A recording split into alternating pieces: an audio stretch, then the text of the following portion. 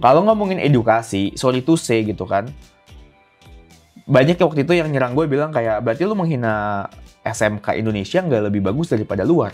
Gue bisa bilang iya gitu. Emang nggak bagus, nggak sebagus di luar. Berapa persen franchise yang menurut lu bagus? Ah men, 5% kali ya.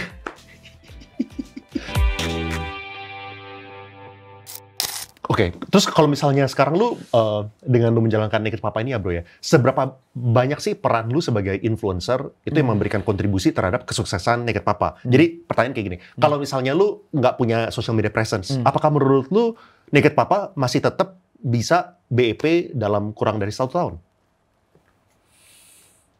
Mungkin bisa. Karena gue melihat bahwa tanpa gue pun partner gue juga cukup strong gitu di di operasional. Selain itu biasanya kan banyak jasa-jasa KOL dan juga mereka juga suka datang untuk kayak liput secara gratis. So I think without me masih possible. Ada cara marketing lain gitu maksudnya? Betul. Kalau KOL bisa datang gratis? Datang gratis. Karena dia ingin either merosting makanan gua atau ingin naik bersama gua. Dalam artian Code Blue ya? Saya pansos. Tapi Code Blue udah datang sendiri ke Naked Papa. Dan gua ngobrol sama dia. Jadi di hari dia datang, kebetulan gue lagi abis nge-gym, gue main ke sana gitu. Gue ngobrol in person sama Code Blue kayak lumayan lama dan lumayan banyak gitu. Maksudnya, I understand kenapa dia begitu gitu. Untuk, maksudnya cara dia nge-review segala macam gitu. Karena memang kalau lu ingin jadi reviewer mediocre kayak apa naiknya bro, dan susah buat diingat gitu kan. Itu salah satu cara dia menurut gue. Cara khasnya dia lah. Khasnya dia. Untuk stand out gimana caranya. Betul. Oke.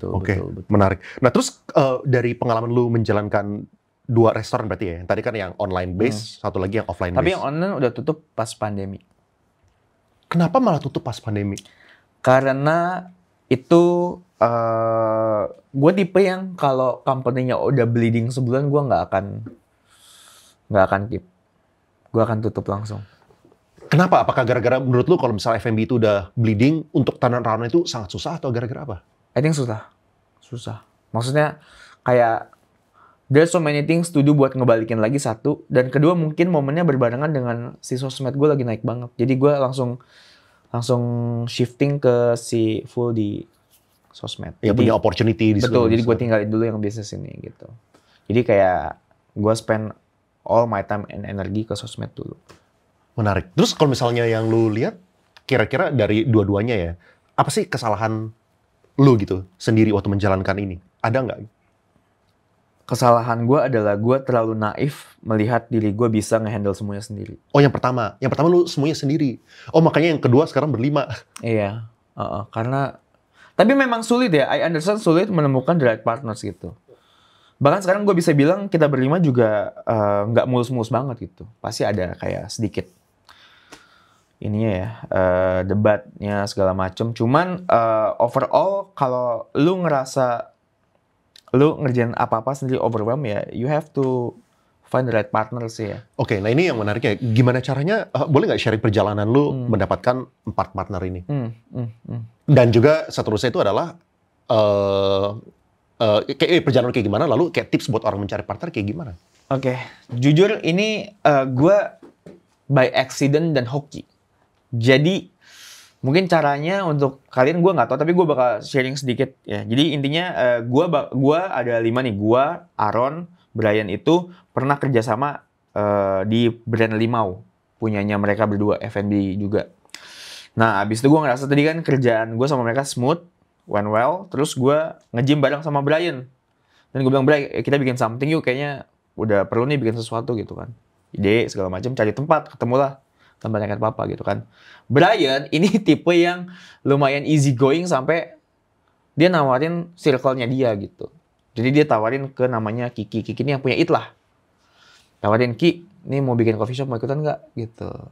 Kiki bilang boleh, ikut. Tapi Brian nggak even nanya gue. Tapi because I respect Brian, jadi gue kayak ya udah. Habis itu gue lagi meeting sama Limau project, ada Heavy Match di dalamnya juga, project bareng juga tuh, collab menu. Tiba-tiba selesai meeting soal Limau, si Brian nyeletuk lagi. Sam mau ikutan nggak? Kita mau buka coffee shop, nih ada share segini sisa. Jadi kayak jualan ini tuh nggak lo? Jualan ba- jualan baju gitu. Nih gue ada lebih baju, mau nggak gitu. Jadi kayak makanya gue bilang ini project yang awal kayak seems like kayak main-main aja gitu. Tapi luckily gue bisa bilang maksudnya mereka juga masing-masing udah pada dewasa dalam berbisnis juga. Jadi mereka tahu gitu. Maksudnya menempatkan diri mereka, bekerjanya harus seperti apa, how to deal with every each of us juga gitu. Kalau itu yang gue bisa simpulin sebenarnya, apa yang bikin lu akhirnya berpartner bareng ini gara-gara lu punya track record kerja bareng mereka. Betul. Iya. Ya kan? Soalnya ya ini ya gue sangat sepakat sih. Soalnya kayaknya semua orang yang menemukan the right partner itu semuanya ngomongnya kebetulan. Nggak ada orang yang bisa merencanakan oke, one day gue pengen partneran sama dia gitu. Iya. Tapi gara-gara reputasinya bagus, juga kerja keras ya kan. Kayak lu cincai-cincai, lu debatnya juga sehat gitu. Iya. Jadi initialnya awalnya gua sama Brian dulu bahkan. Abis itu karena Brian sama Aaron memang satu grup, jadi kita bertiga, terus Brian tawarin kanan kiri, kita oke, terus kita coba untuk bersinergi bersama dan untungnya bisa gitu. Iya, benar-benar. Makanya harus jaga reputasi di kerjaan lah gitu. Betul. Banyak orang yang happy kalau misalnya gabut, gue bingung bro. Lu happy gabut ya untuk sekarang saat ini lu cuma santai dapat duit enak. Tapi orang kan pada ngelihat semua reputasi lu kayak gimana gitu. Betul. Karena at the end of the day, katakan lu gagal berpartner sama someone, ujung-ujungnya kan nama lu bakal kedengeran di industri itu sendiri. Gitu. Dengan track record lu, entah lu memang lu yang rajin atau lu yang males nih, kenapa grup yang sebelumnya nggak jalan and everything gitu kan. Benar. Ya, jadi menurut gua whatever yang lu dapet partner lu sekarang, either dia perform atau enggak, ya you just do your best aja gitu. Karena menurut gue at the end of the day, itu yang akan bisa menyelamatkan lu ke depannya juga gitu. Benar. Iya. Walaupun misalnya bisa nggak jalan, tapi kalau misalnya effortnya itu udah kelihatan, fighting spiritnya ada, kan ada faktor-faktor lain yang mungkin bikin dia pertamanya itu nggak sukses gitu kan.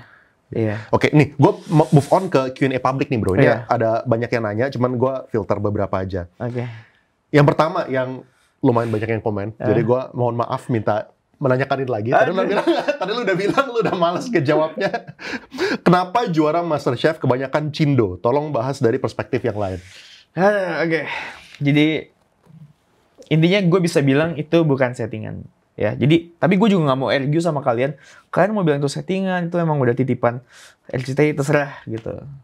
Tapi dari POV gue sekarang gue pengen bilang cuman kenapa yang Cindo yang bisa menang gitu ya. Karena kita ngomongin konteksnya dulu nih, konteksnya dalam MasterChef. Berarti gue nggak bilang secara general semua seperti itu ya. Kita ngomong konteks MasterChef. Peserta di dalam MasterChef itu, ya kan memang ada yang backgroundnya sekolah keluar. Ke Lee Cordon Bleu, ke Singapura gitu, ya kan. Dan sayangnya di konteks dalam MasterChef ya, yang Cindo ini hampir semuanya punya experience sekolah di luar gitu. Either itu sekolah masak atau bukan, tapi pernah sekolah di luar. Bedanya apa? Bedanya, mereka bisa merasakan atau punya referensi masakan-masakan luar yang mungkin di Indo bukan nggak ada, tapi yang nggak sekolah keluar itu nggak pernah nyobain. Jadi ketika lu ngomongin soal makanan, itu nggak cuma skill doang, tapi lidah lu harus teredukasi juga dong. Lu mesti kayak nyobain banyak hal biar di otak lu tahu, oh di dunia ini tuh ada kombinasi rasa A, B, C, dan makanan ini, makanan itu gitu kan. Nah, kalau ngomongin edukasi, sorry to say gitu kan, banyak waktu itu yang nyerang gue bilang kayak, berarti lu menghina SMK Indonesia nggak lebih bagus daripada luar. Gue bisa bilang iya gitu. Emang nggak bagus, nggak sebagus di luar. Itu udah, secara objektif itu udah clear gitu. Bukan gue menjelekkan, emang objektif Mas Dili udah berbicara berbeda gitu kan. Kenapa gue bisa bilang gitu? Ya karena kan gue udah lewatin dua-duanya. Gue pernah sekolah masak di lokal, gue pernah sekolah masak di luar negeri gitu. So I know for sure di luar jauh lebih bagus. Kan emang harga nggak bohong gitu. Plus ditambah ketika lo sekolah di luar, lo ada experience kerja lagi sebentar, industry placement, ya kan, IP. Sama lo setiap lo makan hari-hari pas lo sekolah di luar, kan nambah experience lidah lo. Yang baru gitu. Jadi, artinya secara experience dan referensi makanannya itu sendiri, ya kenapa Cindo bisa menang? Ya mungkin mereka punya privilege ke luar negeri untuk sekolah ataupun bisa nyicipin banyak makanan. Dan menariknya lu ngomong ini sebagai orang yang saat itu belum keluar negeri. Betul. Iya, gue belum dari luar negeri gitu maksudnya. Jadi Ya lu keluar negeri setelah lu menang. setelahnya gitu kan. Dan posisinya gue Cindo nih. Ngomong itu jadi kesannya gue belain Cindo. Benar, susah ngomong, Iya, susah ngomong. padahal I don't give a shit gitu. Iya. Maksudnya yang gue bela pun nggak ngasih gue apa-apa. Tapi gue bukan ngebela orangnya. Tapi kita ngomongin secara objektif konteksnya nih. Kenapa di MasterChef? Berarti orang-orang MasterChef aja nih ya. Yang luar gue nggak peduli deh gitu maksudnya. Kita ngomong yang di MasterChef-nya aja. Iya, menarik. Ya. Lu konstan dengan apa yang lu ngomong terakhir lah. Lu terakhir Iya. ngomongnya gitu juga kan? Iya. Soalnya emang itu yang menurut lu faktanya seperti itu. Iya, gitu. iya. Jadi sekarang kalaupun ini tampil and then gue diserang lagi, I don't care juga sih. But that's the fact gitu. What I can say. Iya. Oke, Iya. menarik. Terus ada ini, pertanyaan nomor 2. Plan for Naked Papa, mau dibuat ratusan cabang atau bikin brand baru atau gimana? Tadi di awal udah spill. Iya, jadi kita bakal bikin cabang pastinya, tapi nggak banyak. Karena gue pengen di Jakarta tuh cuman at least, maksimal 4-5. Maksimal. Jabodetabek kita ngomong. Dan gue nggak akan nge-franchise. Karena menurut gue punya tanggung jawab yang lebih ketika gue franchise ke orang. Dan itu jadi beban gue gitu. Maksudnya, kalau gagal kayak beban moral aja gitu. Jadi mendingan kalau gagal ya biar on me, bukan on you. Ya, terus kalau misalnya lu buka ke investor yang kayak tadi, investornya itu investnya ke per cabang atau ke ininya, apa namanya? Kepalanya gitu, ke HQ-nya gitu. Iya. Kemarin ada 2 opsi, tapi kita ngambil yang invest cuman ke cabang. Dan tapi dia nggak dapat equity at all. We just invest and then kayak we give them back kayak every month. Menarik ya. Bentuknya apa itu? Debt? Something like that. Tapi nggak ada collateralsnya at all. Jadi gue nggak ada jaminan apapun. Based on trust aja. Iya. Iya. Jadi save for me of course. Iya, menarik. Iya. Ya orangnya mau anyway kan. Iya. Ya itu menarik sih. Banyak orang juga yang ngerasa janggal dengan skema seperti itu. Tapi I have to say, pengalaman pertama kali gua fundraise juga seperti itu. Pertama kali gua fundraise, gua ditransfer duitnya 20M ke pribadi, nggak pakai kontrak. Jadi I can understand where you're coming from gitu jadinya. Ya, untungnya itu went well lah gitu, that investment. Nah, terus apakah sekolah kuliner itu penting untuk jadi chef? Gue bisa bilang nggak penting. Kenapa? Karena kalau lo emang niat pengen jadi chef, lo berangkat dari kerja itu udah cukup. Tapi kenapa ada pendidikan chef? Karena tujuannya untuk nge-speed up jenjang karir lebih cepat. Gitu tujuannya. Kayak, menurut gue gini, kalau kita ngomong konteks yang lain, misalkan kayak mekanik gitu. Tukang benerin servis motor gitu misalkan.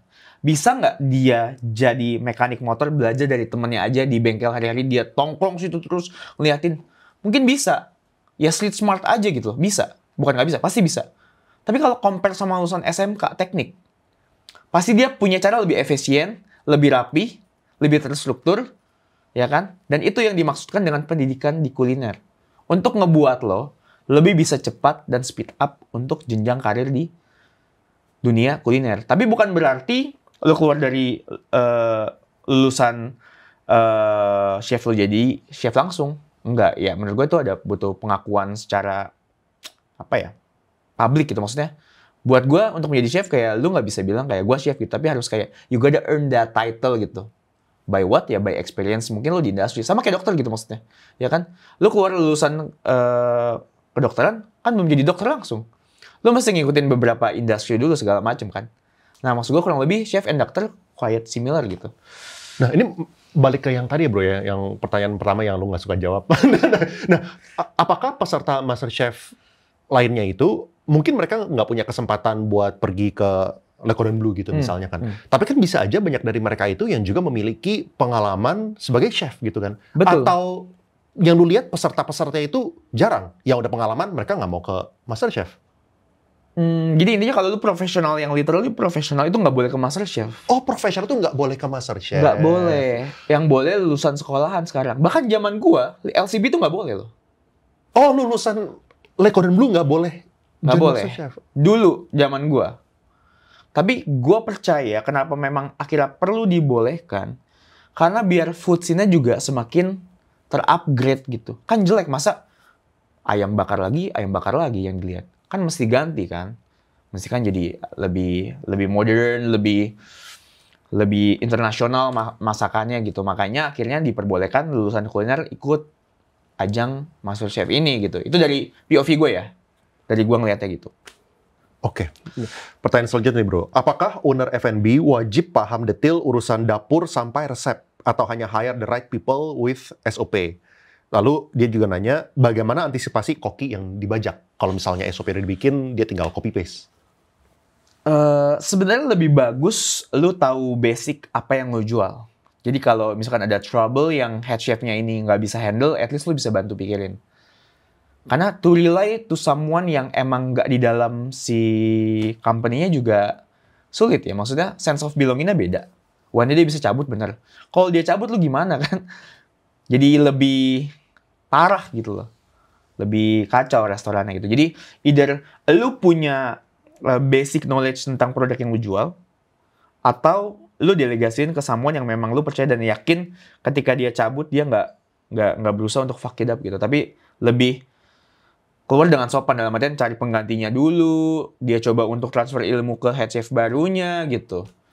Tapi kalau untuk menghindari chef yang ngebajak resep, menurut gua udah sulit ya. Maksudnya resep kan bukan sesuatu yang dilindungi gitu. Maksudnya nggak ada menurut gue. Lu ganti garam 1 gram juga, it's not your recipe anymore gitu. Dan even sama resepnya juga kayak, pernah nggak lu melihat ada di pengadilan dituntut gara-gara lu resep gue nih anjing? Nggak ada bro. Jadi ya that's the industry gitu. Just have to terima-terima aja udah. Mau gimana lagi? Benar. Kalau itu lebih ke eksekusinya kali ya. Dia bisa punya resepnya, tapi dia belum tentu bisa mengeksekusi. Bisa sama juga bro. Makanya suka ada kayak teko leko. Sama teko leko. Apa itu? Kayak warung leko. Oh. Iya kan? Atau kita ngomong Soeharti, suami istri cabut. Resepnya sama cara sama. Tapi lo nggak bisa nuntut kan? Ini resep gue nih. Ya itu fakta industri. Ya fakta industri gitu. Oke. Pertanyaan selanjutnya, gimana caranya thrive jadi seorang chef? I believe ada faktor luck juga ya. Maksudnya lo ngomong kerja keras dengan segala strategi dan kayak image yang mau lo bangun gitu, let's say. At the end of the day, I think ada faktor lucknya gitu. Maksudnya gini, lo mau thrive jadi chef apa dulu nih? Chef ada banyak kategori juga gitu ya. Kalau misalnya kita ngomong dari segi finansial ya bro ya. Menurut lu yang lu lihat tuh kayak gimana sih? Yang awal seorang chef itu biasanya bulanannya berapa, menengah itu berapa, lalu kalau misalnya udah high end tuh berapa gitu, kayak salary band-nya ya. Okay. Nah lalu ya mungkin gara-gara ya gue punya aliran cuma duit kali. Jadi kalau misalnya ngomong thrive, ya lu thrive apa gitu ya. Kalau misalnya gue bandinginnya berarti thrive posisi duit lah. Posisi. Iya, thrive posisi. Oke. Kita ngomong dari angka dulu, lalu gimana cara supaya get there gitu. Oke. Misalkan kalian chef baru terjun ke industri 1 tahun nih, pasti gajinya UMR atau di bawah. Realitinya gitu. Kalaupun nyentuh UMR biasa plus service and tips. Ya kan? Gimana cara lu naik ke atas adalah, ya lu mesti kerja lebih keras. Show to owner, to your head, to your leader gitu. Kalau lu emang eager to be better gitu as a chef gitu. Dalam artian lu nggak ngeluh dikasih kerjaan lebih, ya kan? Lu ngerjain semua sesuai SOP. Lu ada inisiatif yang tujuannya untuk ngebagusin produk, service, flow. Nggak mungkin menurut gua ownernya atau leadersnya nggak lihat. Nggak mungkin. Pasti lihat. Kalaupun terburuknya nggak dilihat, sehingga lu susah dipromot, at least keep that attitude buat next jobnya gitu kan. Karena buat lu udah terbiasa nih, buat kerja to do the extra miles, buat lu udah jadi habit. Lu kemanapun, ada chance at least dilihat dan lu dipromot naik gitu. Dan itu caranya untuk strive bisa lu jadi head menurut gue. Karena nggak mungkin lu dikasih tanggung jawab lebih kalau lu nggak mencoba untuk showing your capacity untuk to do the extra miles gitu. You have to do the extra miles. Owner, leaders bisa lihat dan lu bisa dikasih tanggung jawab lebih dengan gaji lebih. Level yang tengah ini berarti sebagai team lead gitu maksudnya? Iya. Bahasanya apa kalau misalnya di chef? Kalau kita ngomong di dunia kitchennya sendiri ya, itu kita sebut sebagai CDP, Chef de Partie, let's say. Chef de Partie itu kita ngomong kitchen yang lebih luas, let's say Union Group deh misalkan gitu kan. Union Group tuh pasti biasa ada CDP. CDP untuk di section let's say Cold kitchen, pastry-nya. Untuk ini area appetizer nih, gitu, misalkan. Dia yang jaga gitu pokoknya Iya. bagian situ. Atau ini area main course nih. Atau appetizer and salad jadi satu gitu. Nah, itu biasa ada CDP-CDP-nya. Atau kalaupun nggak ada CDP-nya, itu biasa langsung ke sous chef. Jadi sous chef atau CDP itu biasanya, ya itu kan Prancis ya. Kastanya Prancis. Kalau di Indonesia biasa langsung sous chef. Jadi sous chef memang udah megang ini cook line sini, cook line sini, cook line sini, dia atasnya, atas lagi baru head chef gitu. Salary range-nya berapa sih? Kalau misalnya level menengah sama yang head chef? I think kalau udah sous chef gitu atau CDP bisa di atas 8 ya. I think kalau restoran bagus banget bahkan bisa 11 12 gitu. Kalau udah bagus banget gitu maksudnya yang omsetnya kayak 5M plus. Kalau misalnya head chef? Head chef tuh I think kalau Jakarta tuh 15 juta ke atas. Kalau hotel I think around 30. 5 star gitu ya. 5 star. Ini baru 5 star. Iya benar. 5 star. Boleh bro, lu jadi kode ghost. Oke. Terus gimana caranya mengelola stok bahan-bahan dapur yang mempertahankan kualitas? I think pertama lu masih tahu cara penyimpanan setiap ingredients-nya dulu. Dari bahan yang akan lu gunakan untuk produce your product yang dijual. Ya kan? Itu penting dulu dong. Lu harus tahu cara save-nya gimana. Kedua, ya lu bikin SOP-nya. SOP untuk nyimpen dan keluarinnya, ngolahnya juga itu semua harus jelas gitu. And then dari situ ya udah tinggal lu perhatiin flow untuk mingguannya kayak when you have to restock, when you have to order, terus setiap bahan itu ada lifetime-nya juga. Jadi itu semua harus diperhatiin juga. Ya dengan lu ngerti semua itu, harusnya cara lu storing juga bagus gitu. Dengan lu ngomong kayak gitu, gue tambah pede untuk tidak masuk ke F&B. Detailnya banyak banget. Iya. Bener juga ya, kayak sampai expiry date dan juga jumlah volume yang dimakan versus yang kita beli harus pas supaya expired. Iya. Oke. Sip. Terus pertanyaan selanjutnya, enak buka resto sendiri apa ambil franchise? Apa pertimbangannya? Kalau lu nggak ada background di F&B at all, lu nggak tahu bener-bener zero banget nih ya tentang F&B, ambil franchise tapi lu mesti mungkin cari track record si brandnya ya, maksudnya atau grupnya, dia pernah buat apa aja, seberapa lama brand ini exist di market gitu kan. Terus sebelumnya pernah buat apa dan sesukses apa gitu kan. Dan juga pastiin juga dia ini apa namanya, biasanya franchise yang bagus itu dia akan ngebatasin jarak 1 sama jarak 2 gitu.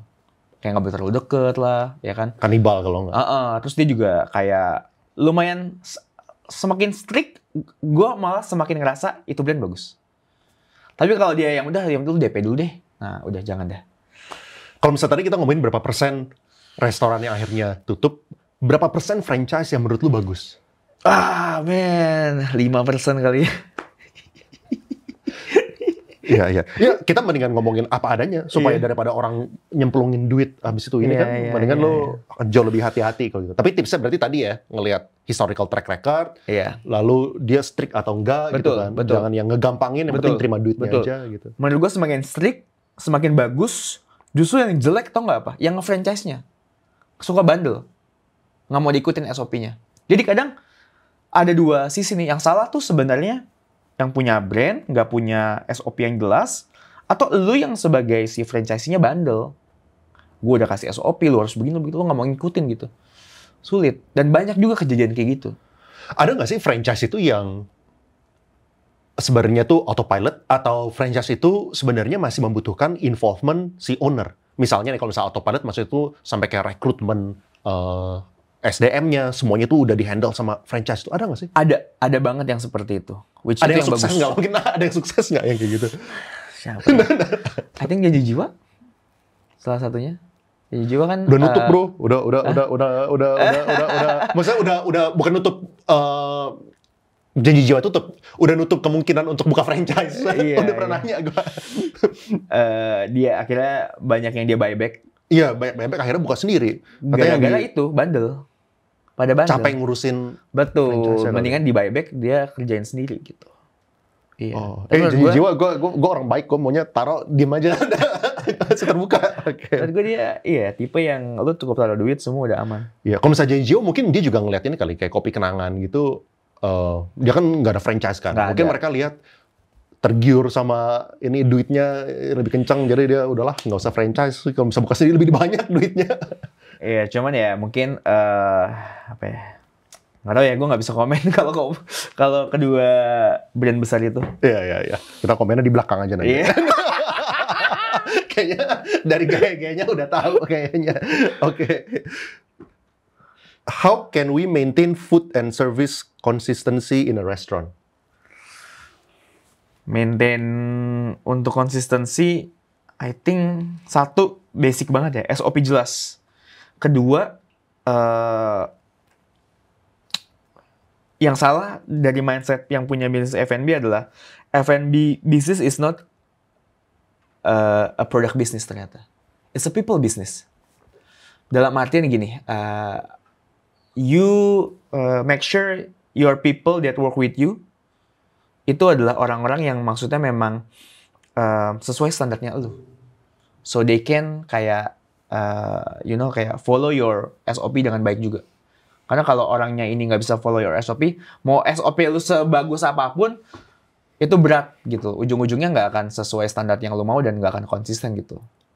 Gimana caranya sih meng-hire orang yang bisa membantu untuk menjaga konsistensi itu? Soalnya kan, ya gue tentu nggak punya pengalaman di F&B, tapi yang gue asumsikan adalah yang paling bikin orang capek itu udah ngerekrut, udah ngajarin, abis itu cabut, udah Tebang ngerekrut. pilih memang tebang pilih. At the end of the day, yang mereka butuhkan adalah gaji yang proper. Menurut gue. Mereka nggak butuh motivasi yang terlalu gimana banget sih, menurut gue ya. Tapi, at least the owner ada di situ memberikan spirit ke mereka. Itu satu. Kedua, gaji yang sesuai dengan apa yang mereka kerjakan. Itu yang paling penting, ya kan? Dan yang berikutnya adalah setelah gue join, gue ngeliat mereka tuh lebih appreciate kayak lu ada di store untuk mengayomi mereka gitu. Maksudnya kadang mungkin mereka juga udah tahu apa yang mereka mesti kerjain gitu. Cuman kayak you just need to show up buat kayak you're here to Support gitu ya. support gitu. Oke, pertanyaan selanjutnya. Will Ghost punya kripto nggak? Ada. Gue FOMO banget sama kripto dari dulu. Jadi Dari gue dulu, dari siklus sebelumnya? dari siklus sebelumnya, dan gue nyangkut banyak banget. Iya, nyangkut. TKO, tolong ya TKO ya. Naik dong. TKO. Beneran TKO. Beneran TKO. Ditinju sama siapa? Beneran TKO naik koinnya. Tapi lu bukan Bitcoin, tapi lu mainnya altcoin. Dulu, jadi kan gue sempet kayak beli yang kayak Bitcoin, terus abis itu gue jual, udah cuan, abis gue beli altcoin segala macam gitu. Jadi yang gue pikir sekarang altcoin semua. Iya. Dan semakin kesini gue semakin kayak, iya emang kayak ini scam kayak. Is this real scam atau gimana sih gue? Kayak gue bukan tipe yang ngedalamin bro, jujur. Kalau saham maksudnya gue lebih aktif on stock instead of crypto gitu. Jadi crypto ini gue kayak udah anggap duit hilang. Kalau misalkan itu tiba-tiba rebound balik ke nominal yang gue total invest deh. And then gue exit ya udah, gue anggap itu duit yang bakal gue spend buat anything I want, motherfucker.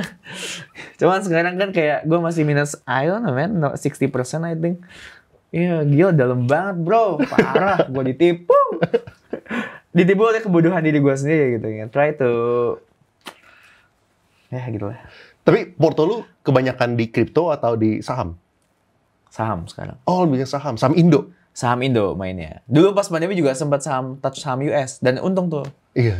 Saham US I think kayak like stupidly put invest aja gitu. And then kayak after pandemi naik 2 kali lipat ya udah gue cabut semua. Iya. Dan investnya nggak banyak waktu yang di US. Yang di Indo lumayan gue. Dan di Indo maksudnya gue banyak belajar ya. Maksudnya banyak belajar kayak gue bukan tipe trader yang terlalu ngedalamin banget gitu ya maksudnya. Tapi kayak somewhat udah jadi kebaca gitu siklus kalau di Indo gitu, yang di Indo ya. Jadi gue kayak bener-bener kayak like apa ya maksudnya ngomongnya kayak lu nggak punya gue nggak jago analisa basically. Tapi gue coba untuk baca siklus setiap ininya aja dengan makro news segala macam. I think udah boleh lah gitu. TKO ya berarti ya pegangannya. Jangan sampai TKO, kalau bisa bangkit deh. Oke. Ini gue sih TKO selama Pertanyaan selanjutnya nih bro. Will Ghost ganteng dan imut. Gimana cara jaga kegantengannya? Ini kayaknya cewek nih. Ini udah punya istri ya by the way. Anak juga ada 2. Anak gue 2. Nge-gym bro. Nge-gym. Ada skincare-skincarean gitu? Ada gue juga. Jadi nge-gym, skincare. Terus gue juga facial. Iya.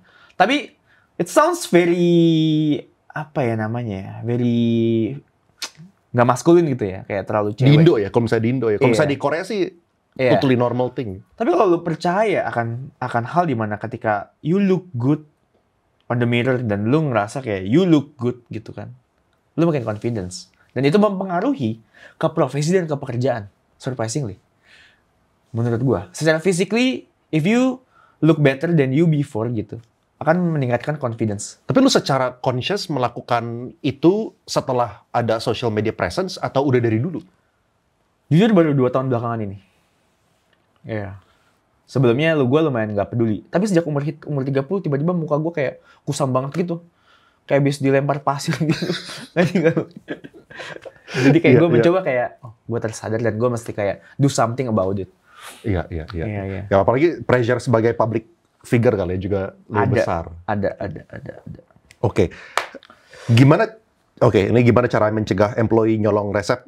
You cannot, udah nggak bisa dibantu lah ya, udah pasti dicolong.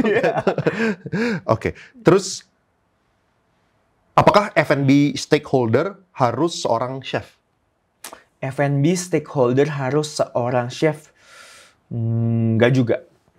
Yang penting harus tahu basicnya menurut gue. At least tahu basic your product yang bakal dijual. Menurut gue itu udah minimum, at least. Karena you can hire anyone kalau lu punya duit lebih buat bantuin dia bikin produk lu biar lebih baik lagi, I think that's sudah good enough. Atau misalkan sekarang banyak grup-grup F&B juga kayak hire the chef, kasih golden share. Cara yang tepat untuk memberikan golden share itu seperti apa? I think lebih nice itu dibagi 2. 1 golden share yang emang secara gratis, 1 lu mesti kayak buy in gitu. Jadi at least gua tahu lu emang willing juga buat ada di sini gitu. Buy-in, mungkin kalau misalnya kita ngomong dari persentase ya, berapa persen yang menurut lo masuk akal buat dialokasikan? 5 to 10. Kita ngomong 5 to 10, kita ngomong kayak brand yang emang baru mau di-build. Let's say, dari grup F&B yang sukses ini, dia punya 3 brand sukses. Ini mau bikin venture baru nih. Keempat gitu. Keempat, brandnya beda gitu kan. Tapi kan dia udah punya portfolio 3 ini sukses nih, let's say. Maksudnya dia 3 sukses ini dia kerja di situ atau ini maksudnya sebagai ownernya? Ini lu ngomongin POV yang mana nih? POV sebagai owner. Oke, sebagai owner dia ada 3 sukses, dia mau buka yang keempat. Oke, berarti kan probabilitas untuk suksesnya juga lebih tinggi. Iya, dan dia nggak mau ngeganggu staff yang ada di sini. Dia mau bentuk build tim baru dan dia tahu ada chef bagus yang bisa gua ajak buat masuk gitu. Oke, itu berarti range-nya sekitar 5 to 10%. Itu kasih di awal atau lo kasih fasting period gitu? Langsung di awal. Bukan yang dikasih misalnya, soalnya kan kalau bisa di awal bisa aja dia okein, habis itu langsung cabut bulan depan, dia udah punya 5-10% di sini. Lu nggak kasih kayak fasting period itu, misalnya dibagi selama 4 tahun gitu misalnya. Enggak sih, biasanya juga yang chef nggak mau lah bro.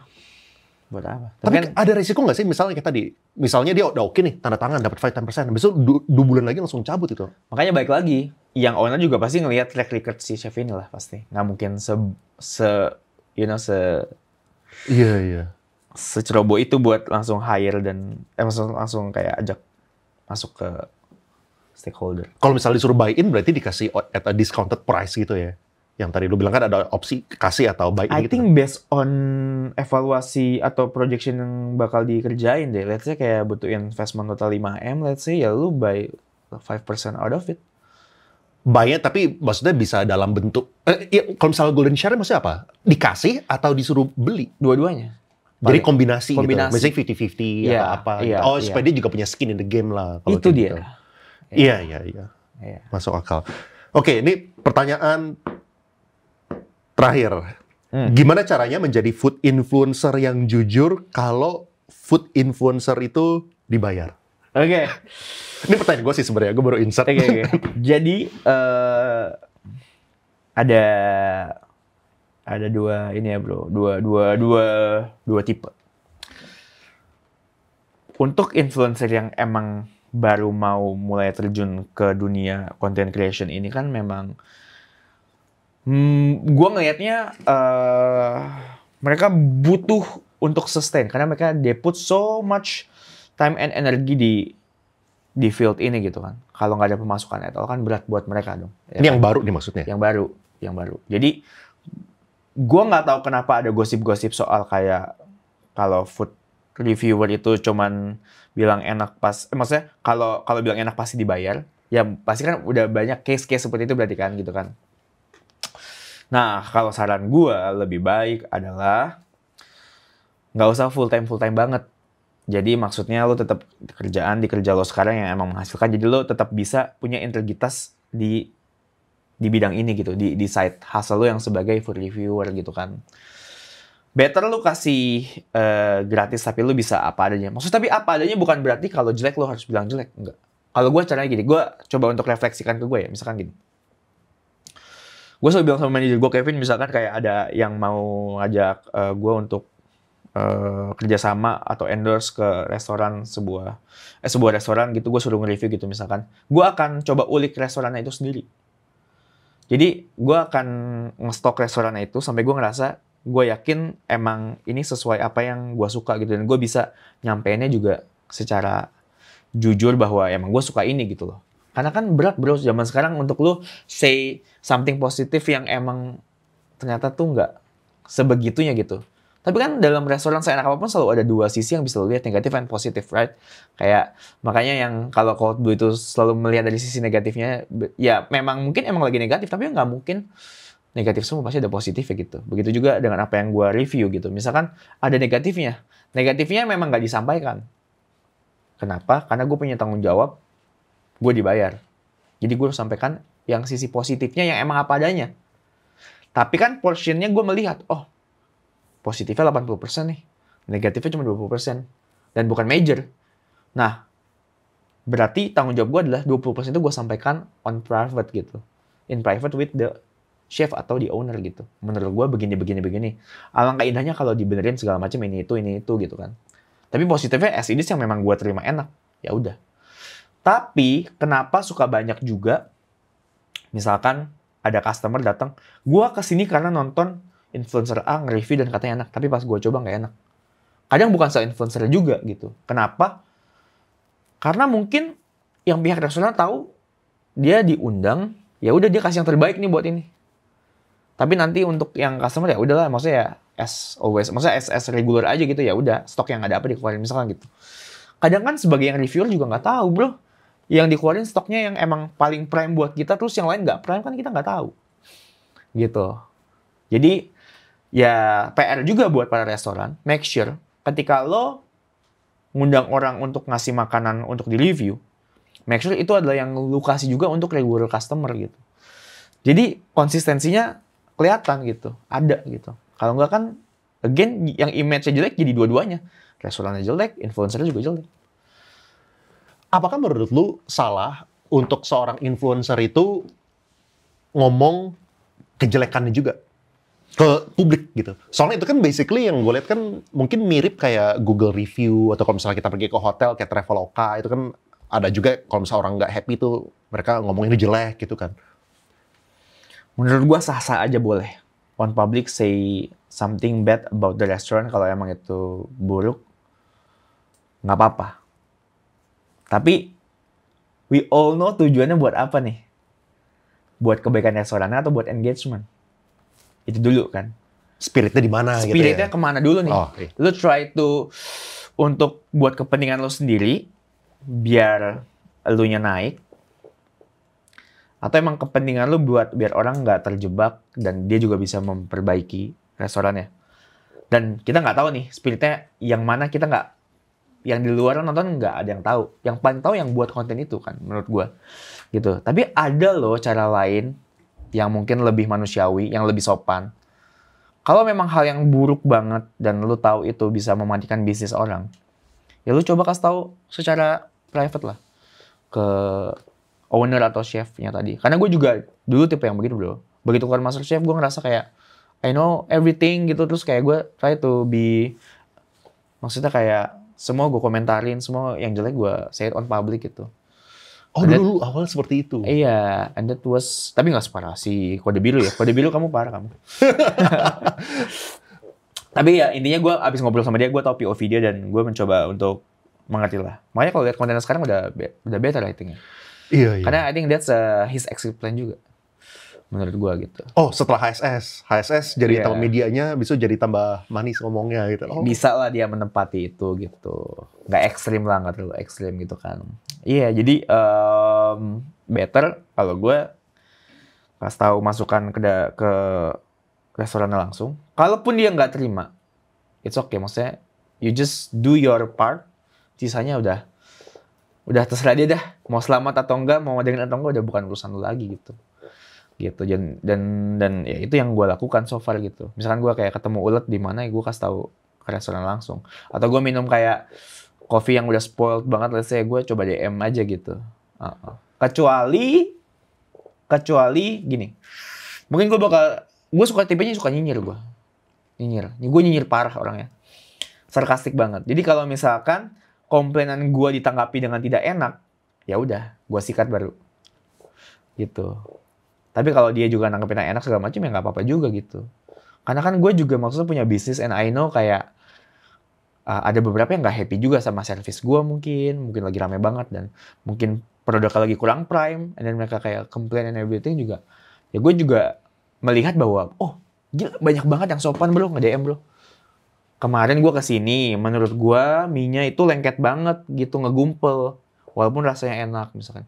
Kan gue jadi tahu. Oh, there's something wrong about my noodle yang mesti gue coba untuk supervise atau gue coba untuk lihat nih salah di mana nih. Penyimpanan kah? Supplier kah? Anak-anak gue yang masaknya salah kah? Kayak gitu, bisa gue bedah gitu. Jadi menurut gue kalau lu ketemu makanan yang kurang atau service yang kurang, menurut gue ya just kayak DM aja, kasih tahu ini itu menurut gue.